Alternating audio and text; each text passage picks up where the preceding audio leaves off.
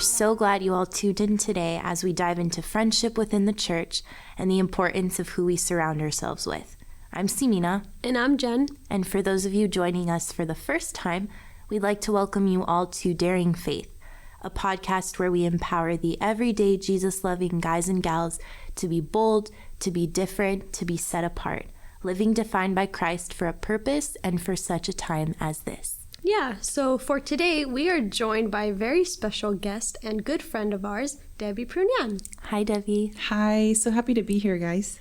Debbie, we're so glad to have you joining us today and looking forward to all that you have to share with us. But before we get started, do you mind introducing yourself, telling us what church you're from, and maybe a little bit about yourself? So my name is Debbie, as you all just heard. Awkward laugh. So I am a leader at Bethel Romanian Church. It's actually really close to where you guys are located. Yeah. And I've been at that church my whole life. Grew up there, was baptized there, and so on. So what was your other question for me? Anything else interesting about me? Yeah, anything about yourself. Oh, man. So I used to tell people my first and last name both have 7 letters, which is not super interesting, but you get it? Yeah. No, but something interesting. I'm really into exercise and started actually a small business on my own. So maybe we can talk about that later. But Yes, I've just, I don't know, I'm exploring different avenues of life and figuring out how to overcome my own fears and just be a greater light for other people. Yeah. That's awesome. So we have a lot to cover. I think we could just dive right in. First and foremost, let's kind of get into what a true friend is and what a healthy friendship looks like. So what are some qualities to look for in friends? Such a good question. I think you can analyze this biblically, first of all, but you can also look at this with a lot of wisdom in the world, experiences that you've had personally, and even apply that and with the Bible and see what coincides together. Right, but you want someone that cares about your well-being, number one, right? Someone who can build you up, who's reliable, who tells you the truth, even when you don't want to hear it. Yeah. But they also respect you. They respect your comfort zone. They push you to do greater things, but they don't pressure you to do things that are not necessarily part of your comfort zone.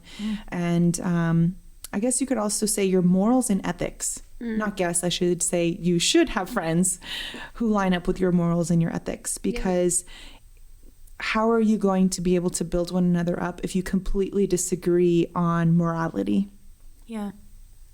Although I should mention biblically, it does say in Proverbs 12:26 to choose your friends wisely. And there is, I would say, a difference between acquaintances and friends. I think sometimes we call everyone our friend, but they're not. I think there are some people, like people we work with, who are more acquaintances, or people we go to school with who are more acquaintances, or someone we see on a daily basis. A friendship is deeper than that. A friendship is, again, someone who cares about you and wants to build you up. Iron sharpens iron, if you look at that biblical verse. We use that term very loosely. We do, but the meaning is basically like build each other up. If you have constructive criticism, if you have ways to empower one another biblically, spiritually, emotionally, whatever it is, physically, you want to sharpen each other mentally, emotionally, spiritually. Yeah, those are all very good points, Debbie. We've all heard this many times before, but who we surround ourselves with has a huge impact on us. You know, being around godly friends and people who have the same morals, values, and beliefs as us, just as you said, we grow in our walk with the Lord and strive to reflect his character and his heart in all that we do, because our friends encourage us to constantly be better and to grow. So, Debbie, with that being said, do you have any examples to give us of friendships in your life that flourished? Again, just referencing back to acquaintances versus friends, I have the habit of calling a lot of people my friends, but just evaluating, that's such a good question, evaluating who is someone in my life I would say that I grew with, and that's one of my friends from college. So I think we started off as more of acquaintances. We were in classes together. We found out that we're both believers, but we were in different patterns of where we wanted to be career-wise, so on and so forth. And it wasn't until after college that we had to make the decision if we still wanted to be friends or not. I was going through a rough patch in my life emotionally. And as the Romanian proverb is, you don't tell people your vulnerabilities. Yeah. And she moved away. She, not far, maybe like 2 hours, but she was someone that had a special impact because she came to me one day and said, listen, if you want, and this is all through text, if you want to continue to be my friend, there's some things we need to discuss. Number one, we have to be open and vulnerable with each other. I'm not here to just listen to your problems. I'm here to be a constructive friend. And same for you. So open up, trust me. I'm not going to go around telling people what's going on in your life. I care about you and I want to see you flourish. So that really helped me to start opening up to people in general about my own emotions or my own struggles and hear what other people had to say to be a positive influence in my life. So that friendship, we're still friends now. When did I graduate? A long time ago. But I'll tell you, I graduated in 2013 from college and we've been friends. It's 2021 and we've been friends since close. Like we text every day or at least every other day or, and it'll be random. Like I haven't heard from you in like 2 or 3 days. How are you? And it'll be a little quick text like, today I've started my own business or I'm working on this or what are your thoughts on that? So it's so cool to see a friendship that started off as a classmate turn into a close friend who literally we help each other spiritually, emotionally. Like if there's something to pray for, we pray for one another. Oh, that's really cool. Yeah. So I think as we grow up, as we kind of go our different ways in life, you might begin to lose contact with old friends, or maybe you realize that some of the friendships you're in are hindering your growth in Christ. What are some steps to realizing this? And then as like a part 2 to that, what should you do if you find yourself in that situation? Do you entirely cut off that relationship? Do you limit it and become acquaintances? Or do you become the positive change you want to see in them? What do you think? That's kind of murky, maybe even dangerous waters. I would say sometimes you have really close friends and you grow up with them. And as you grow and mature in the Lord especially, you realize who can be a positive influence in your life and who's not. And at that point, you have to decide, do I want to be acquaintances? Is this person being detrimental to my life? Is this person helping me grow or are they bringing me down? I want to reference 1 Corinthians 15:33, and it says, do not be misled. Bad company corrupts good character. That's like a gold mine in someone's decision. It's really hard, especially if you have memories with them, nostalgia, whatever it is, like, oh, we used to go to McDonald's every night or whatever.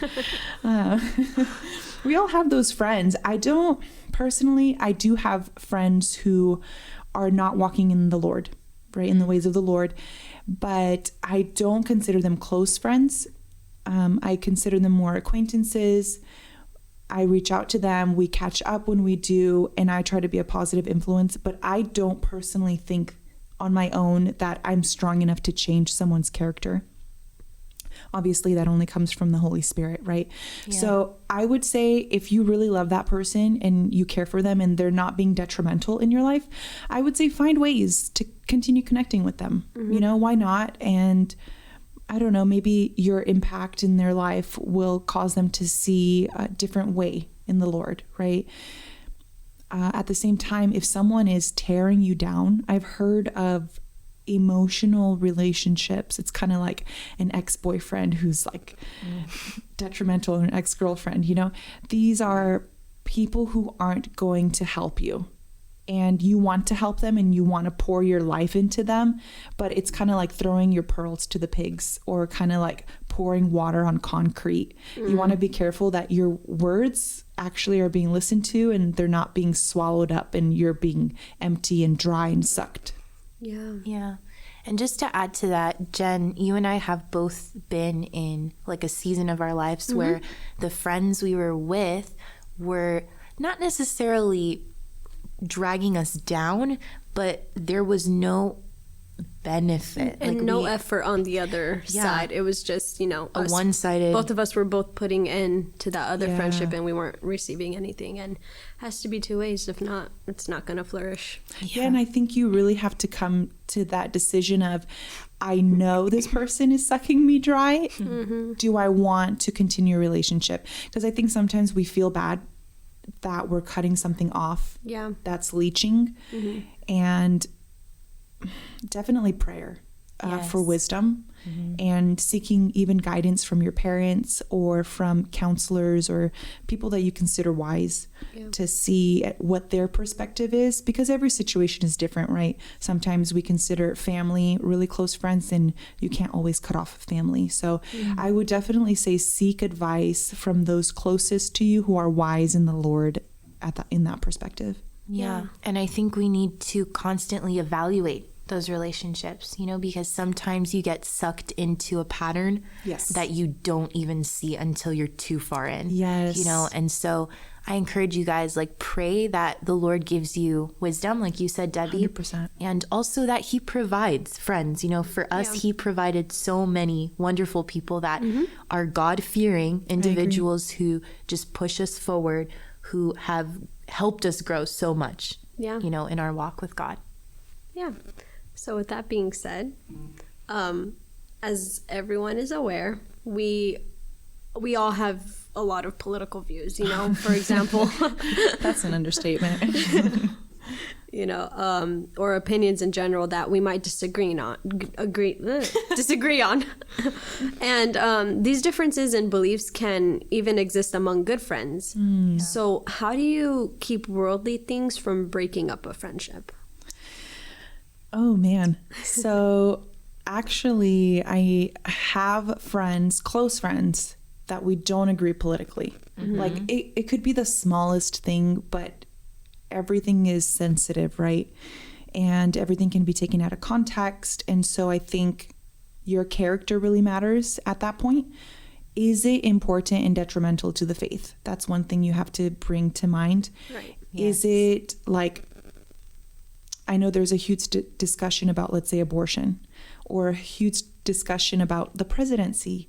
So if someone brings up controversial topics, I would definitely say, if they brought it up and you can talk about it without bringing each other down, make sure that both sides are aware that they should listen, because someone else's opinion matters, and we have to understand where the opinion starts, where it is going, and why someone cares so much about a specific topic, right? As soon as you find the ground root for that, you're able to get to deeper topics other than, I think, the presidency. I think you can get down to the moral and ethics of something, or you can get down even to biblical truths, right? Like if someone brings up an abortion and you talk it through to understand where their viewpoint is coming from, you can come down to, all right, well, these are different scenarios. Let's talk about them. What does the Bible say? So it's not about tearing people down at that point. It's about, again, building each other up, because you're friends. You have constructive criticism for one another. You have opinions. You're allowed to have opinions. Yeah, for sure. What if your friends start hanging out with other people and stop inviting you? I think we've all dealt with feeling neglected and replaced, maybe. How do you approach that person, and what should that look like? One thing that I would say I learned within this past year or two from another friend of mine was, if something is bothering you, you need to pick yourself up and ask them what's going on. It could be anything, to the point where you might think they don't like you anymore, or they're purposefully not inviting you. Until you actually ask them what's going on, you're not going to know. It could be that I've heard of friends who, well, we've done this with friends who we know have a busy schedule. Like, we know they're not going to be available on Monday nights at 7 p.m. So we don't invite them.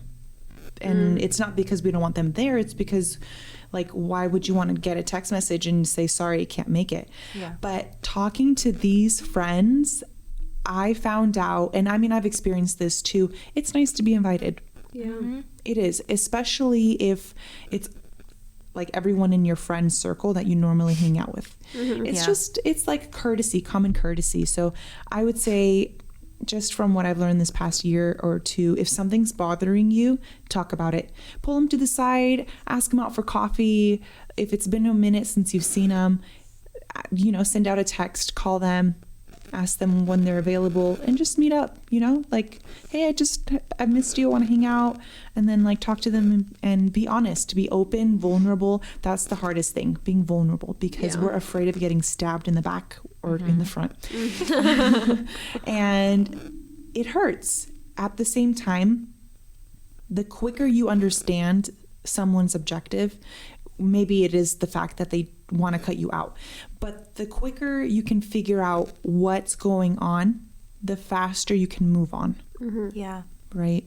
And I think we need to have these conversations in person, Yeah. not over message. Yeah. I've had a lot of experiences with people where I completely got a very different, you know, answer from them than what they meant. Right. Just because you're assuming their tone. Yes. You're assuming, oh, they're probably annoyed at me right now. And for all you know, they might be busy and like quickly replying like, okay, sorry, like I gotta go, you know. So or maybe they are annoyed. Yeah. And they're just responding out of annoyance. But if you saw them in person, you would at least be able to gauge the way they're looking at you, the way they're responding. Body language. Right. So the same friend told me this. She said, if the texting is getting really long, like you're going to send out a paragraph to try to explain yourself, stop, delete it, or keep it to the side for you to remember what you're going to say. And then instead text them and let them know, this sounds like it's getting heated, or we're on the different pages or on the wrong foot. Let's go ahead and meet up, because I think we can clarify a lot more in person. And if they're busy, FaceTime. Yeah, that's virtual. True. Like, you know, we're people in are the so 21st scared of century. FaceTime nowadays. yeah. Okay, so speaking from personal experience, we've dealt with certain friends who are very cliquey. You know, sometimes you don't see it coming. Yeah. I think we've all dealt with that. Yeah, but then like one day you realize that you guys are super exclusive and it's always your group hanging out, no one else is invited, and you might, you know, feel trapped, can't escape from that. Okay, so now you are invited. Yeah. Yeah. Ooh, cool kids. And I'm just kidding. Yeah. What do you do? Again, conversation. I think a lot of miscommunication, a lot of misunderstanding can be clarified if someone just talks, if someone speaks up. No one's going to know your heart. No one's going to know your intent or your objective or what you want to do in life if you don't use your words to speak what you're thinking. I would say make sure you're not speaking out of hatred or anger. Sometimes we bottle things up. I've done that in the past a lot, where I just bottle it up because in the Romanian community, it's taci și rabdă. Yeah. Basically, what's the translation? Like, be quiet and just suffer. Yeah. You know, take it all in. And I don't think that's right. I think we have a community of people. God has given us wisdom, we should pray for wisdom, right? James chapter 1 talks about praying for wisdom. And so I think definitely approach this scenario with an open mind. Maybe they have just, we've had it in recent past where there was event after event after event after event for like 2 months, and people got tired, and a lot of friends started getting cliquey because they just wanted some friend time alone, and they felt like they weren't getting that intimate one-on-one or that small group friendship. So I don't think it's bad to be not necessarily cliquey, but have like time to yourself as a group of friends. But definitely if you see that this is an occurring event, like over the entire year or within the next, I don't know, month or two, and it's just making you uncomfortable, you also have the power, after you talk to these individuals, these friends of yours, you have the power to reach out to other people. You have the power to befriend someone random at your church, at your school, at your workplace, whatever it is, and just start a friendship. And it doesn't have to be something close to where you're sharing your deepest vulnerabilities, but it's nice to have other people in your life so that you can continue bouncing off ideas. Your friends are great, but getting other perspective that you didn't even realize you might have needed does change things. Yeah. That was a really long answer, but no, that was great. It's great. So I'm pretty extroverted, I'd say. Yeah, you and are. I know Debbie, you are as well. just a little. I'm the only oddball out right now. That's okay. Okay. But how do you go about a friendship where one person is really extroverted, one person is really introverted, because I think for me, like, not with you, Jet, but with other people, like, that were very scared to talk to people and just very, like, maybe social anxiety or anything like that, it's a thing, it worries them to be in like these huge group settings. And what if you want to, like, where's that compromise? Like, ooh, so maybe we should start off with a definition of introvert versus extrovert. yes. An introvert does not mean that you don't like hanging out with people. It just means your energy doesn't come from people. It comes from, and not energy like, ooh, taboo. Energy like your personal, like, time alone energizes you. Yeah. You feel refreshed. You feel like your mind is more engaged when you spend time alone. Yeah. As opposed to an extrovert, okay, so there's introverted extroverts and extroverted introverts. Yeah. So I'm definitely an extroverted extrovert. And but I do like time to myself. Like if I am spending maybe like 5 days in a row hanging out with people 24/7, I need personal space and time to just breathe.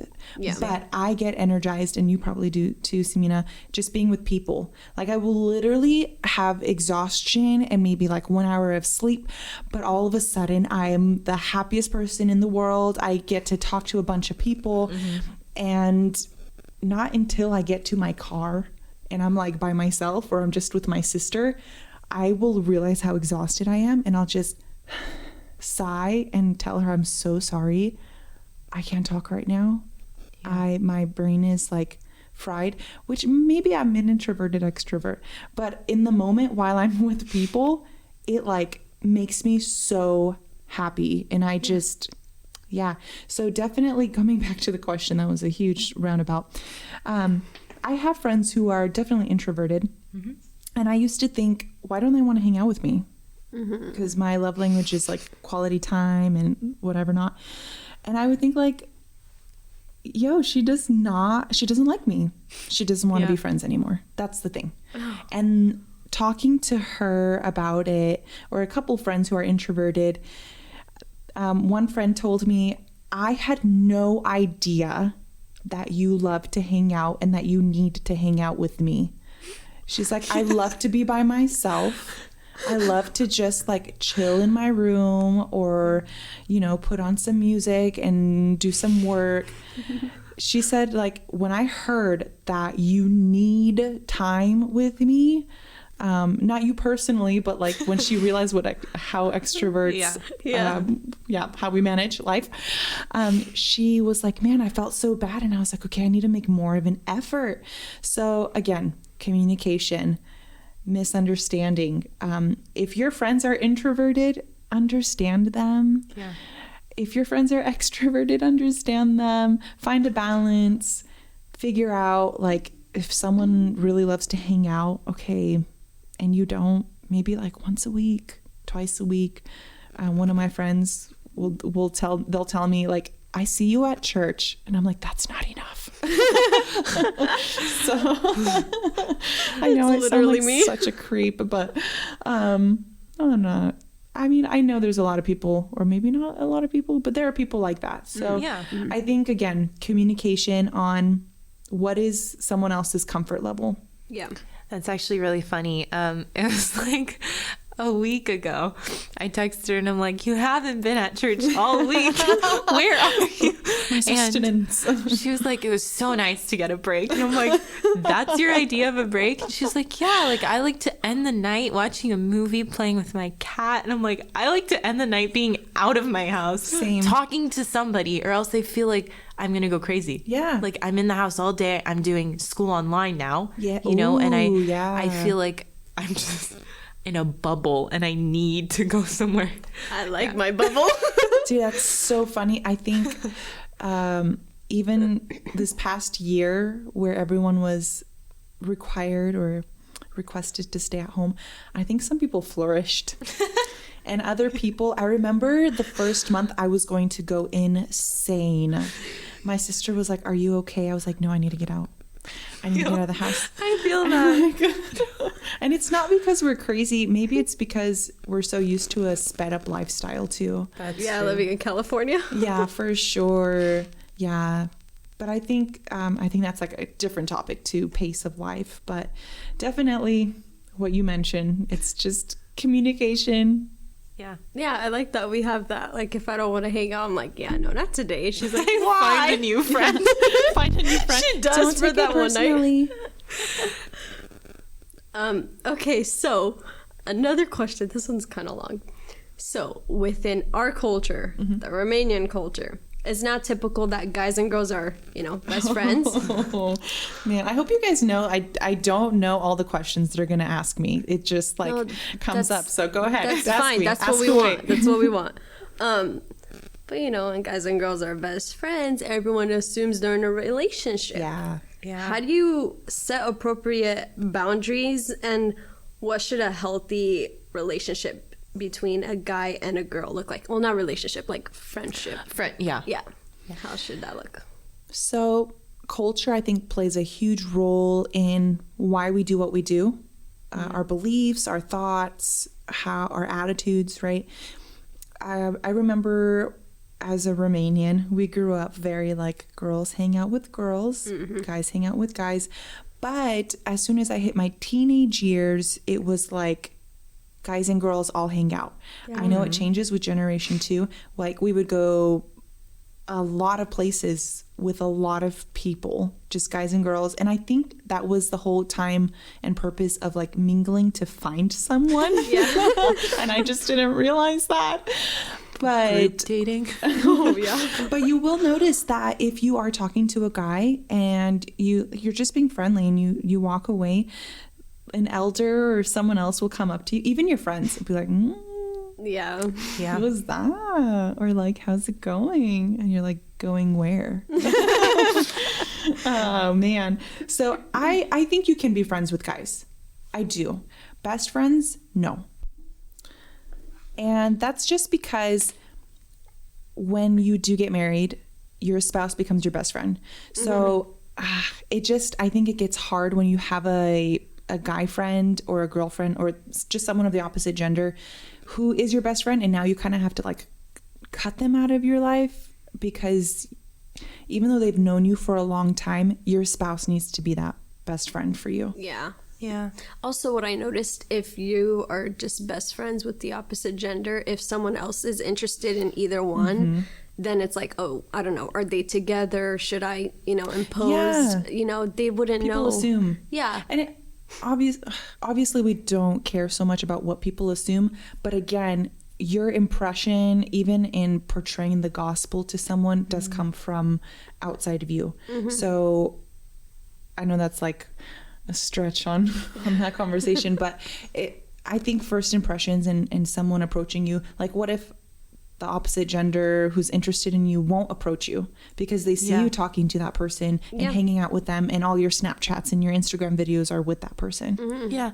And also, I think we've all heard the saying that a guy and a girl can't be best friends because one of them will always fall for the other. Heard that. You know, and so I think you have to be really careful, because the worst thing possible is either you're really good friends with someone and then you realize they're interested and you're like, oh no, now I'm weird because I know. I only see you as a friend. Yeah. Or vice versa. You're in that place where you can't tell them, but you see them all the time. So it's like torture. Like, oh, I wish I could tell you, but they're just seeing you simply as a friend. So Yeah.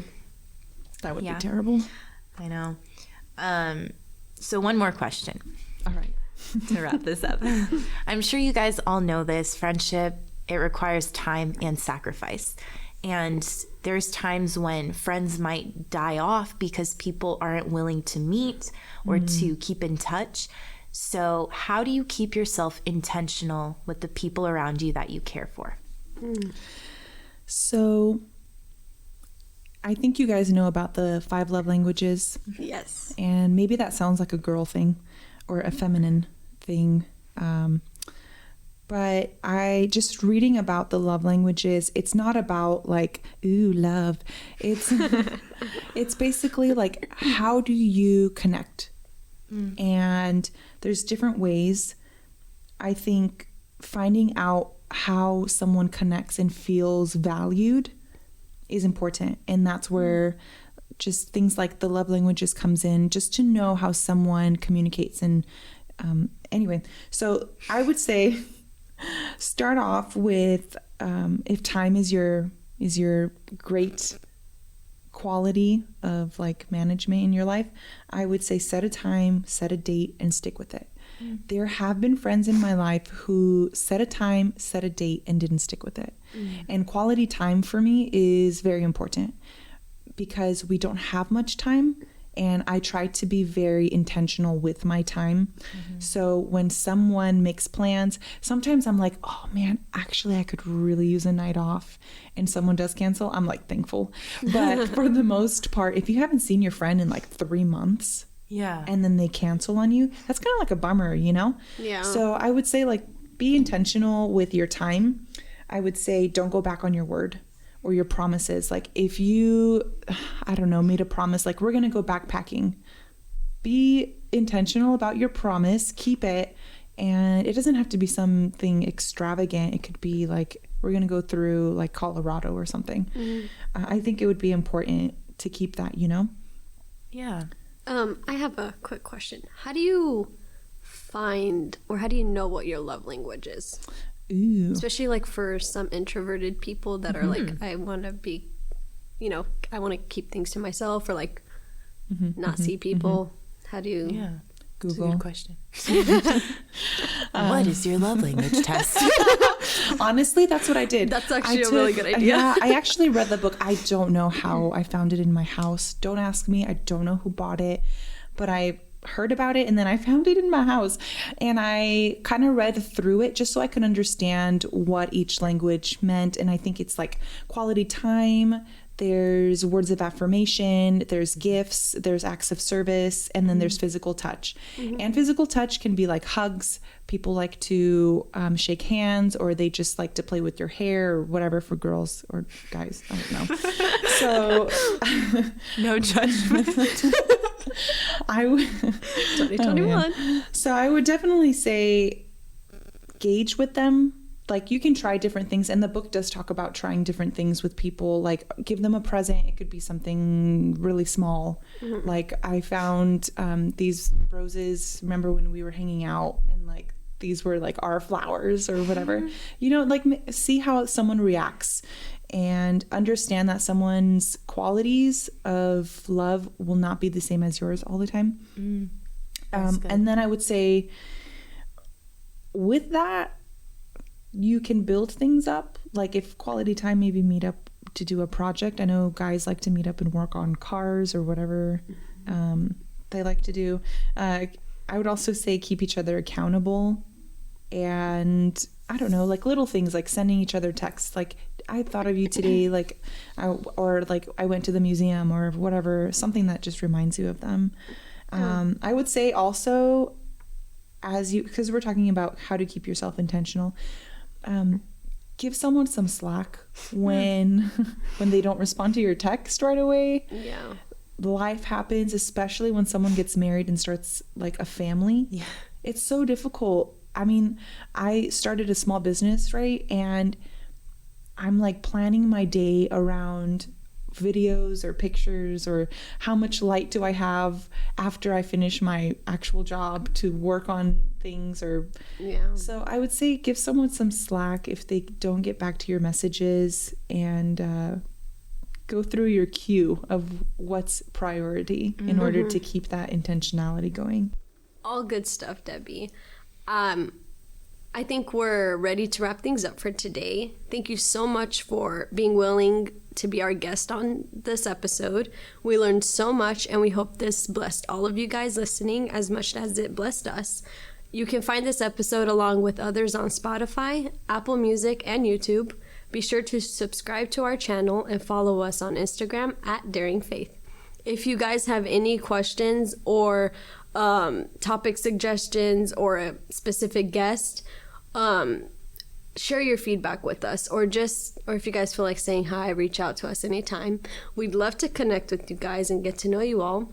And be sure to tune in next week as we talk about the importance of fellowship and community within your church with a very special guest.